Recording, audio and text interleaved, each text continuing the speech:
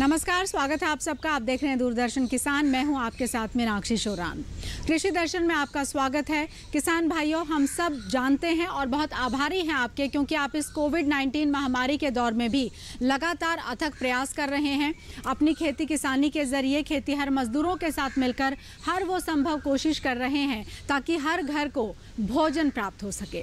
और आप उस मेहनत में किन किन चीज़ों का ख्याल रखें, कौन सी गाइडलाइंस हैं जो आपके लिए जारी की जा रही हैं, वो तमाम जानकारियां, और साथ ही कृषि दर्शन के हमारे 3 खास सेगमेंट जिसमें हम बात करते हैं विज्ञान और किसान की, कृषि स्टार्टअप की और फार्मिंग इंडिया की, लेकर हम हाजिर हैं कृषि दर्शन के इस नए कार्यक्रम के तहत। तो शुरुआत करते हैं कृषि दर्शन की।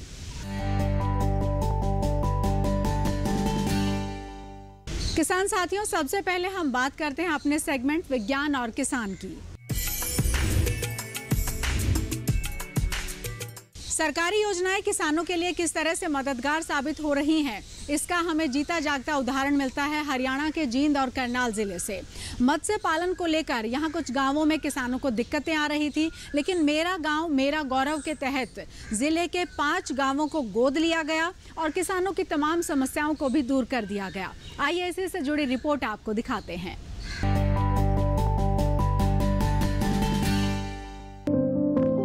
हरियाणा के जींद में एक जगह धधरा, यहाँ करीब 12.5 एकड़ क्षेत्र में फैला है विशाल मछली फार्म। इसमें कॉर्प मछलियों के अलावा इंडियन मेजर कॉर्प यानी IMC, कतरा, रोहू और मृगल जैसी प्रजातियां पाली जाती हैं। लेकिन किसान मछलियों में फैल रही बीमारियों से परेशान थे।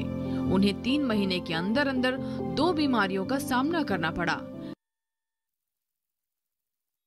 मछलियों के जांच में बलगम और गलफड़ों संबंधी बीमारियां निकलकर सामने आई। वैज्ञानिकों ने पाया कि मछलियों के फेफड़ों पर एंकर वॉर्म यानी लंगड़ा कीड़ा चिपका हुआ दिखाई दिया। ये कीड़ा मछलियों की बाहरी सतह पर भी नजर आया।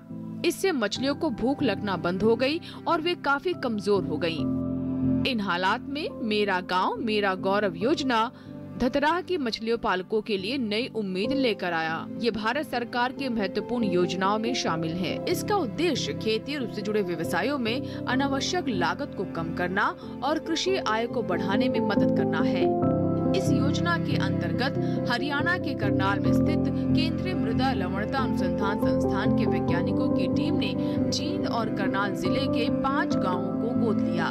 ये टीम संकटग्रस्त किसानों की आय में विविधता लाने के लिए मछली पालन को बढ़ावा दे रही है। वैज्ञानिकों ने मछली पालकों को पानी की सतह के ऊपर साइपरमेथ्रिन का उपयोग करने की सलाह दी। इसका असर हुआ और कुछ ही दिनों बाद मछलियों का वजन बढ़ गया। दूसरी बीमारी की तरह मछलियों के पंखों, गलफड़ों और अंदरूनी हिस्सों में खून का रिसाव देखा गया। जांच में पता चला कि पानी की गुणवत्ता में खराबी के चलते मछलियों में तनाव और संक्रमण हो गया है। यही तनाव और संक्रमण इस समस्या की वजह बना। इसके रोकथाम के लिए वैज्ञानिकों की टीम ने 1 हफ्ते में 3 बार तालाब पर 0.1 ppm CIFAX का इस्तेमाल की सलाह दी। दूसरी ओर किसान मछलियों के बेहतर विकास के लिए एंटीबायोटिक्स और दूसरे रसायनों का उपयोग कर रहे थे। इन रसायनों से कोई खास लाभ नहीं हो पा रहा था और मछली पालन की लागत भी बढ़ रही थी। MGMG टीम के सलाहकारों ने किसानों को जो सलाह दी, उससे मासिक लागत में न सिर्फ 53% की कमी आई, बल्कि किसानों का शुद्ध लाभ भी बढ़ा। कृषि और उससे जुड़े व्यवसायों में किए गए इस तरह के छोटे छोटे प्रयास किसानों की आय दुगनी करने में मददगार साबित हो सकते हैं। किसान भाइयों, अब आपको जानकारी देते हैं पशुपालक कैलेंडर के बारे में।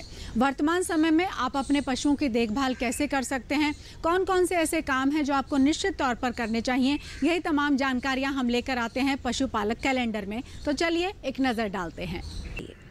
पशुधन संबंधित कार्य। इस माह में अधिक गर्मी रहती है, साथ ही कुछ स्थानों पर आंधी तूफान के साथ वर्षा भी रहती है। पशुओं को धूप व लू से बचाने का उपाय करें। गर्मी में पशुओं को छायादार स्थान पर रखें एवं पानी की पर्याप्त उपलब्धता सुनिश्चित करें। पशुओं में लवणों की कमी नहीं होने पाए, इस हेतु लवण मिश्रण निर्धारित मात्रा में दाने या पानी में मिलाकर दें। पशुओं के आहार में मौसम के अनुसार आवश्यक बदलाव करें। दुग्ध उत्पादन क्षमता बनी रहे, इसके लिए उसे संतुलित आहार दें। खरीफ में हरा चारा लेने के लिए ज्वार एवं मक्का की बुआई करें। भेड़ पालक इस माह में भेड़ की ऊन कतरने का कार्य करें। किसान साथियों, हम उम्मीद करते हैं कि पशुपालक कैलेंडर से आपको तमाम महत्वपूर्ण जानकारियां हासिल हुई होंगी। फिलहाल वक्त एक ब्रेक का है। ब्रेक के बाद भी कृषि दर्शन जारी रहेगा। आप देखते रहिए दूरदर्शन किसान।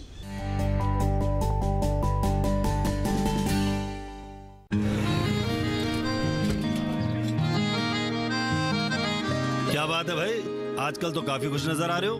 क्यों ना हो, अब मैं ऑर्गेनिक खेती जो कर रहा हूँ ये पूरा प्राकृतिक है, ऑर्गेनिक है। इसमें हमारे खेत, हमारी फसल और हमारी जेब सब फायदे में होते हैं और इसमें लागत भी कम है। जी हाँ, आप भी ऑर्गेनिक खाद का प्रयोग करें, अपनी फसल और मिट्टी को तंदुरुस्त बनाएं और आपकी आमदनी में इजाफा करें। अधिक जानकारी के लिए किसान call centre toll free number 1800-180-1551 पर कॉल करें और लॉग ऑन करें kisan.gov.in और farmer.gov.in। कृषि और किसान कल्याण मंत्रालय द्वारा किसान हित में जारी।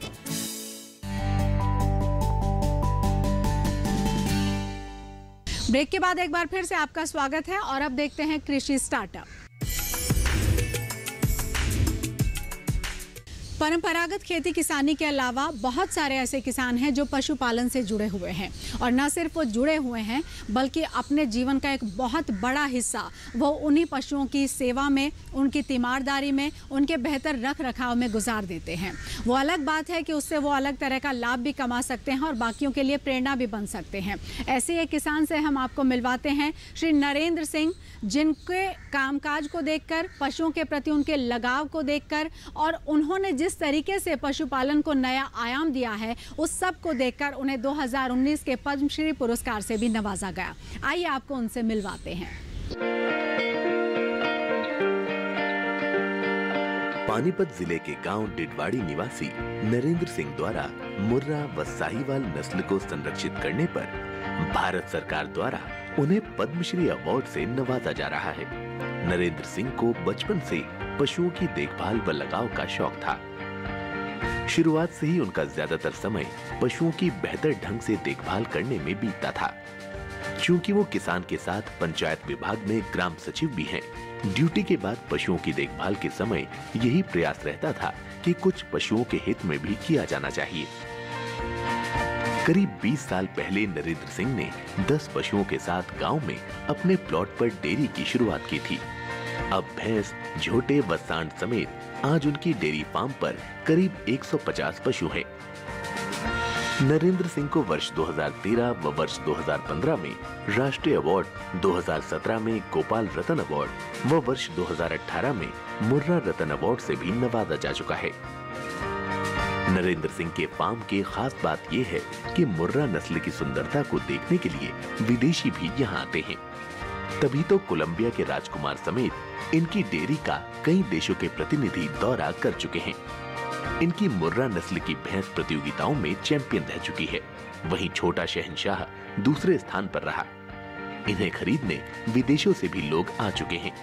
हालांकि इन पशुओं का दाम बढ़ चढ़ कर लगाया जा रहा है, पर फिलहाल इन्होंने इन्हें बेचने से मना कर दिया है। मुर्रा नस्ल का झोटा घोलू, प्रिंस व शहंशाह समेत भैंसों की ख्याति देश भर के अलावा विदेशों में छाने के बाद करीब 5 वर्ष पहले उनकी डेयरी पर कोलंबिया के राजकुमार समेत कई देशों के प्रतिनिधियों ने विजिट कर पशुपालन की तकनीक को नजदीक से जाना था। उनकी डेयरी के हरियाणा साहिवाल सांड, नंदी व मुर्रा नस्ल की भैंस प्रतियोगिताओं में प्रथम रहकर चैंपियन बनी व छोटा शहंशाह दूसरे स्थान पर रहा है। पशुपालन सदा से फायदे का सौदा रहा है। अगर किसान नई तकनीकों और सूझबूझ से करें तो इस क्षेत्र में अच्छा लाभ कमाया जा सकता है।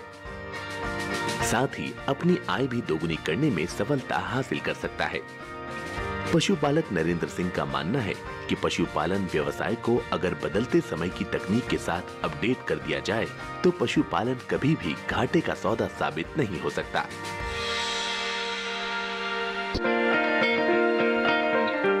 फिलहाल कृषि दर्शन में वक्त एक ब्रेक का है। ब्रेक के बाद जब लौटेंगे तो बात करेंगे फार्मिंग इंडिया की। आप देखते रहिए दूरदर्शन किसान।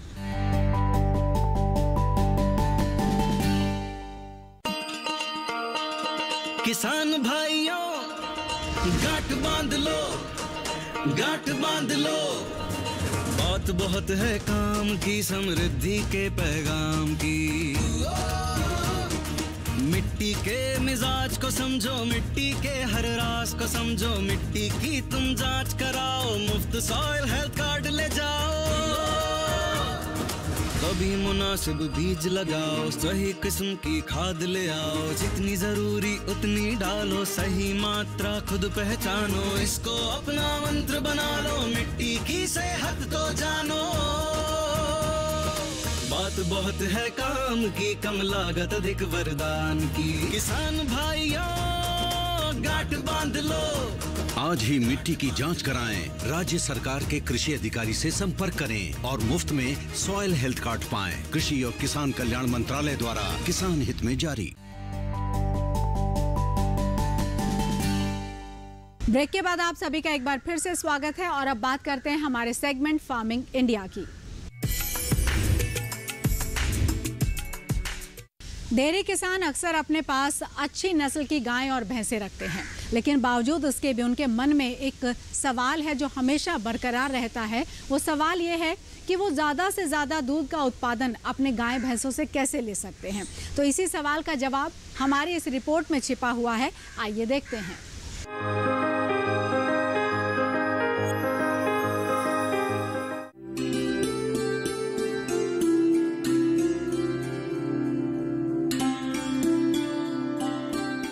डेयरी किसान अक्सर अधिक मात्रा में दूध को प्राप्त करने के लिए बेहतरीन किस्म की नस्ल वाली गाय या भैंस का चुनाव करते हैं। गाय और भैंस को खाने के लिए सभी किसान अच्छा चारा भी खिलाते हैं। इसके बावजूद भी कुछ पशु कम दूध देते हैं।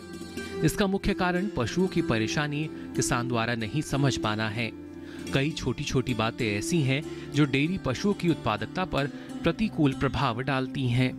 जब गायों को एक स्थान से दूसरे स्थान पर ले जाया जाता है तो लंबे सफर के कारण गाय थक जाती है और उनमें तनाव उत्पन्न हो जाता है।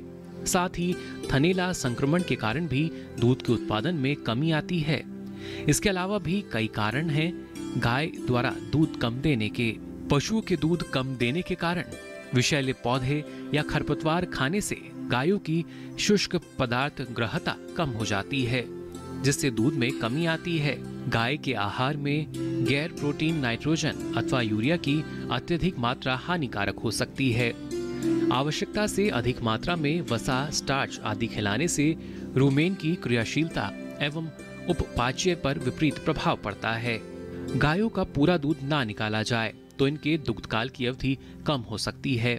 पशुओं का रखें विशेष ध्यान। पशुओं को घर में रखना मजबूरी है तो इन्हें यथासंभव आराम देना भी बहुत जरूरी है। पशुओं को बैठने और लेटने हेतु पर्याप्त जगह तो मिलनी ही चाहिए। कम स्थान पर अधिक पशु रखे जाएंगे तो उनमें संघर्ष होना तय है। पशुओं के आपस में लड़ने से उन्हें चोट लग सकती है तथा ये तनावग्रस्त भी हो सकते हैं। पशुओं को बैठने और आराम करने की जगह साफ सुथरी होनी चाहिए। इसके अलावा जगह सूखी भी हो, अन्यथा इन्हें चर्म रोग हो सकता है। एक गाय दिन में लगभग 12 घंटे आराम से बैठना पसंद करती है, इसलिए बैठते या उठते समय गाय को कोई कष्ट ना हो। आजकल अधिकतर डेयरियों में पक्के फर्श बनाए जाते हैं जिस पर बैठने पर गाय को तकलीफ महसूस नहीं होती। कुछ गायों में आनुवांशिक कारणों से भी दुग्ध उत्पादन में कमी आ सकती है। ऐसी अवस्था में बेहतर आनुवांशिक गुणों वाली चयनित गायों को ही डेयरी में स्थान देना चाहिए ताकि किसानों को अधिकाधिक दूध उत्पादन मिल सके। अतः हमें अपनी गायों एवं अन्य दुधारू पशुओं की जरूरतों को पूरा ध्यान देना चाहिए। एक बात सदैव याद रखें कि स्वस्थ एवं प्रसन्न गायों से ही मिलने वाले दूध की मात्रा एवं गुणवत्ता तनावग्रस्त गायों के दूध से कहीं अधिक अच्छी होती है।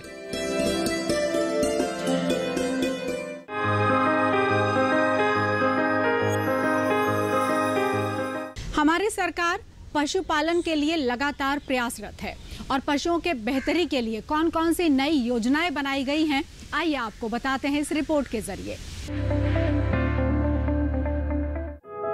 सरकार समुद्री और अंतर्देशीय यानी इनलैंड मछली पालन के एकीकृत, सतत और समावेशी विकास के लिए PMMSY का शुभारंभ करेगी। समुद्री अंतर्देशीय मछली पालन और एक्वाकल्चर से जुड़ी गतिविधियों के लिए 11,000 करोड़ रुपए तथा आधारभूत ढांचा, फिशिंग हार्बर्स, शीत भंडार, बाजार आदि के लिए 9,000 करोड़ रुपए की धनराशि उपलब्ध कराई जाएगी। इसके तहत केज कल्चर, समुद्री शैवाल की खेती, सजावटी मछलियों के साथ नए मछली पकड़ने के जहाज, ट्रेसेबिलिटी यानी पता लगाने, प्रयोगशाला नेटवर्क आदि को बढ़ावा दिया जाएगा। मछुआरों को बैन पीरियड यानी जिस अवधि में मछली पकड़ने की अनुमति नहीं होती है, सपोर्ट, व्यक्तिगत और नौका बीमा के प्रावधान किए जाएंगे। इससे 5 साल में 70 लाख टन अतिरिक्त मछली उत्पादन होगा, 55 लाख से ज्यादा लोगों को रोजगार मिलेगा और निर्यात दुगना होकर 1 लाख करोड़ रुपए के स्तर पर पहुंच जाएगा। इसमें अंतर्देशीय, हिमालय राज्यों, पूर्वोत्तर और आकांक्षी जिलों पर ध्यान केंद्रित किया जाएगा। राष्ट्रीय पशु रोग नियंत्रण कार्यक्रम, खुरपका मुंहपका रोग यानी FMD और ब्रुसेलोसिस के लिए राष्ट्रीय पशु रोग नियंत्रण कार्यक्रम 13,343 करोड़ रुपए के कुल परिव्यय के साथ शुरू किया गया। ये कार्यक्रम खुरपका मुंहपका रोग और ब्रुसेलोसिस के लिए मवेशी, भैंस, भेड़, बकरी और सुअर की आबादी यानी कुल 53 करोड़ पशुओं का 100% टीकाकरण सुनिश्चित करने के उद्देश्य से शुरू किया गया। अब तक 1.5 करोड़ गायों और भैंसों को टैग किया गया है और उन्हें टीके लगाए जा चुके हैं। पशुपालन बुनियादी ढांचा विकास कोष, डेयरी प्रसंस्करण, मूल्यवर्धन और पशु चारा बुनियादी ढांचे में निजी निवेश का समर्थन करने के उद्देश्य से 15,000 करोड़ रुपए का पशुपालन बुनियादी ढांचा विकास कोष स्थापित किया जाएगा। विशिष्ट उत्पादों के निर्यात हेतु संयंत्र स्थापित करने के लिए प्रोत्साहन दिया जाएगा। हमारे किसान भाई बहन पशुपालन संबंधित, कृषि संबंधित बेहतरीन से बेहतरीन जानकारी घर बैठे ही हासिल कर सकें, इसके लिए लगातार प्रयास किए जाते रहे हैं और लगातार मोबाइल ऐप्स लॉन्च भी किए जा रहे हैं। ई गोपाला नाम का एक मोबाइल ऐप है जिसके जरिए आप पशुपालन संबंधित जानकारियां हासिल कर सकते हैं। क्या कुछ जानकारियां इस ऐप के तहत आप ले सकते हैं, आइए देखते हैं। हमारे देश में आबादी का एक बड़ा हिस्सा पशुपालन से जुड़ा है। गांव में तो आमदनी का एक अच्छा खासा हिस्सा पशुपालन से आता है और इसीलिए पशुओं को पशुधन कहा जाता है। पशुपालन को बढ़ावा देने के लिए प्रधानमंत्री श्री नरेंद्र मोदी के नेतृत्व वाली सरकार ने कई अहम कदम उठाए हैं। इसी क्रम में हाल ही में प्रधानमंत्री श्री नरेंद्र मोदी जी ने पशुपालक किसानों के लिए ई गोपाला ऐप लॉन्च किया है। ई गोपाला ऐप किसानों और पशुपालकों के लिए काफी काम का है। इस ऐप के जरिए पशुपालकों को तकनीकी जानकारी मिलेगी, इससे डेयरी किसानों को भी फायदा होगा। इस ऐप से उन्हें अपने स्मार्टफोन पर कई तरह की जानकारियां मिल जाएंगी। यह ऐप उनकी मदद करने और पशु उत्पादकता को बढ़ाने के लिए ऑनलाइन डिजिटल माध्यम है। इससे किसानों, पशुपालकों को उच्च कोटि के वीर्य, भ्रूण और पशु की उपलब्धता की जानकारी और उन्हें खरीदने की सुविधा मिलेगी। इसके साथ ही स्थानीय आहार संसाधनों से संतुलित राशन तैयार करने की भी जानकारी इस ऐप के जरिए मिल सकेगी। ई गोपाला ऐप पर आयुर्वेद, पशु चिकित्सा और कम लागत के औषधि उपचारों की भी जानकारी उपलब्ध रहेगी। सरकार के इस कदम से न सिर्फ हमारे गांव बल्कि हमारे पशुपालकों को आत्मनिर्भर बनने में मदद मिलेगी। इस ऐप को गूगल प्ले स्टोर से डाउनलोड कर सकते हैं। इसमें पशुपालकों को अपने रजिस्टर्ड मोबाइल नंबर से लॉगिन करना होगा। इसके बाद 6 विकल्प दिखाई देंगे। मेरा पशु आधार विकल्प में किसान अपने नए पुराने पशु की जानकारी देख सकते हैं और नए पशुओं का रजिस्ट्रेशन करवा सकते हैं। अलर्ट्स में किसानों को पशु के टीकाकरण की तारीख जैसी सूचनाएं भी मिलेंगी। किसान भाइयों, हम जानते हैं आपके लिए मौसम की जानकारी बेहद जरूरी है, तो चलिए आपको आने वाले कुछ दिनों के मौसम के बारे में बताते हैं।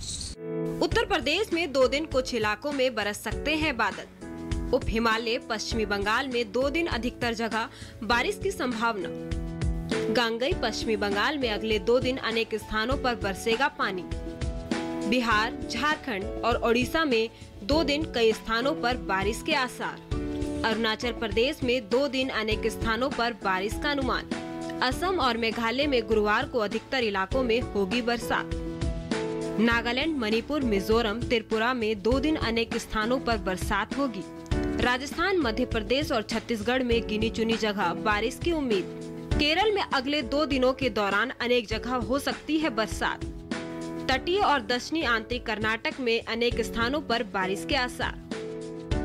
किसान भाइयों, अब आपको जानकारी देते हैं हम अलग अलग मंडियों में कृषि जिन्सों के भाव के बारे में। गुजरात की मंडी में गेहूं का भाव जम्बूसर मंडी में 1,800 रुपए से 2,100 रुपए प्रति क्विंटल रहा। राजस्थान की मंडी में गेहूं का भाव बेगू मंडी में 1,600 रुपए से 1,850 रुपए प्रति क्विंटल रहा। उत्तर प्रदेश की मंडी में गेहूं का भाव अलीगंज मंडी में 1,960 रुपए से 1,976 रुपए प्रति क्विंटल रहा। अलीगढ़ मंडी में गेहूं का भाव 1,900 रुपए से 1,975 रुपए प्रति क्विंटल रहा। बस्ती मंडी में 1,800 रुपए से 1,975 रुपए प्रति क्विंटल रहा। गाजीपुर मंडी में गेहूं का भाव 1,650 रुपए से 1,975 रुपए प्रति क्विंटल रहा। सोशल मीडिया की जो प्रासंगिकता है हम सब जानते हैं, उसके महत्व को हम सब जानते हैं। ट्विटर पर टीकाकरण को लेकर जो भी जानकारियां साझा की जा रही हैं, आइए आपको ट्विटर के जरिए दिखाते हैं।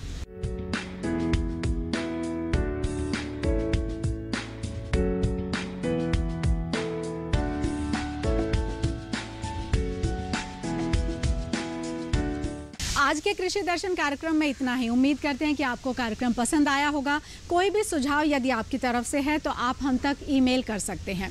ईमेल का पता हम आपको बता देते हैं, krishidarshan@gmail.com। अलावा इसके आप हमें पत्र भी लिख सकते हैं। उसके लिए भी आप हमारा पता नोट कर लीजिए। कृषि दर्शन, कमरा नंबर 58, CPC, दूरदर्शन, खेलगांव, नई दिल्ली 110049। आज के कार्यक्रम में इतना ही, लेकिन ये हम आपसे वादा करते हैं कि तमाम नित नई जानकारियों के साथ इसी तरह, चाहे वो जानकारी कृषि संबंधित हो, नई तकनीक संबंधित हो, या आपके पशुपालन संबंधित हो, या फिर इसी तरह से किसी सफल किसान से मिलवाने संबंधित हो, हम लेकर हाजिर होते रहेंगे। तब तक के लिए हमें अनुमति दीजिए। नमस्कार। आप देखते रहिए दूरदर्शन किसान।